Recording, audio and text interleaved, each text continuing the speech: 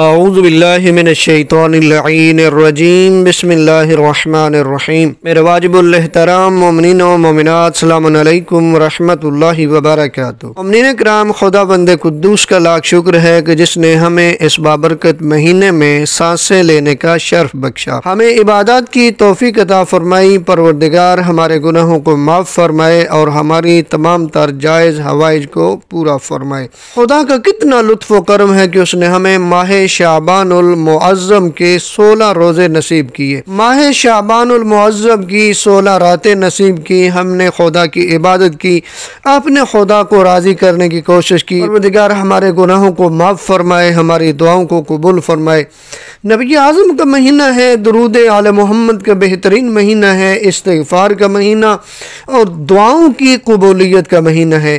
آج ہم ماہ شعبان المعظم کی 17ویں شب کی نماز بتانے جا رہے ہیں، یعنی 16 اور 17 کی درمیانی شب کی نماز۔ نبی اعظم صلی اللہ علیہ وآلہ وسلم فرماتے ہیں کہ جو شخص ماہ شعبان المعظم کی 17ویں شب یعنی 16 اور 17 کی درمیانی رات 2 رکعت نماز پڑھے، اس طریقے سے کہ ہر رکعت میں الحمد کے بعد سورہ اخلاص 71 مرتبہ پڑھے، یعنی 71 ٹائم پڑھے، اور بعض میں 70 مرتبہ بھی لکھا ہے، تو آپ اگر 71 مرتبہ پڑھ لیتے ہیں تو دونوں روایتیں اس میں شامل ہو جاتی ہیں۔ یعنی ماہ شعبان المعظم کی 17ویں شب 2 رکعت نماز، ہر رکعت میں الحمد کے بعد 71 مرتبہ سورہ اخلاص کی تلاوت کرے، نماز تمام کرنے کے بعد 70 مرتبہ استغفار پڑھے، یعنی استغفر اللہ ربی و اتوب الیہ۔ ہوگا کیا؟ اپنی جگہ سے اٹھے گا بھی نہیں، مگر خداوند عالم اس کے سارے گناہوں کو بخش دے گا اور آئندہ اس کے گناہ لکھے بھی نہیں جائیں گے۔ یعنی خدا اپنی رحمت سے اسے برائیوں سے اتنا دور رکھے گا کہ نہ گناہ کرے گا نہ لکھے جائیں گے۔ اب دیکھیں خدا کتنا مہربان ہے۔ اب ذرا سن لیجئے ماہ شعبان کے 17 روزے رکھنے کا ثواب نبی اعظم صلی اللہ علیہ وآلہ وسلم بیان فرماتے ہیں کہ جو شخص ماہ شعبان کے 17 روزے رکھے گا، جہنم کے تمام دروازے ماہ شعبان کے 17 روزے رکھنے والے پر بند کر دیے جائیں گے۔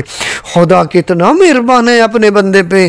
خدا کیا کچھ عطا کرنا چاہتا ہے۔ اب بندے کا بھی تو حق بنتا ہے کہ اس رحمان کی عبادت کرے، اس پروردگار کی عبادت کرے، پروردگار کو راضی کرے، اس کے حبیب کو راضی کرے۔ نبی اعظم جس ہستی کا یہ مہینہ ہے، اگر نبی سے محبت ہے تو اس مہینے سے بھی محبت ہونی چاہیے، اس مہینے سے استفادہ کرنا چاہیے۔ جہاں پہ مخصوص دنوں کی عبادات ہیں، جہاں وہ انجام دے، وہاں اس مہینے کے اعمال مشترکہ بھی انجام دے، یعنی ہر روز 70 مرتبہ استغفر اللہ و اسألہ التوبہ، ہر روز استغفر اللہ الذی لا الہ الا هو الرحمن الرحیم الحی القیوم و اتوب الیہ، یہ 70 مرتبہ پڑھیں، اور 1000 مرتبہ پورے ماہ شعبان میں پڑھیں لا الہ الا اللہ ولا نعبد الا ایاہ مخلصین لہ الدین ولو کرہ المشرکون۔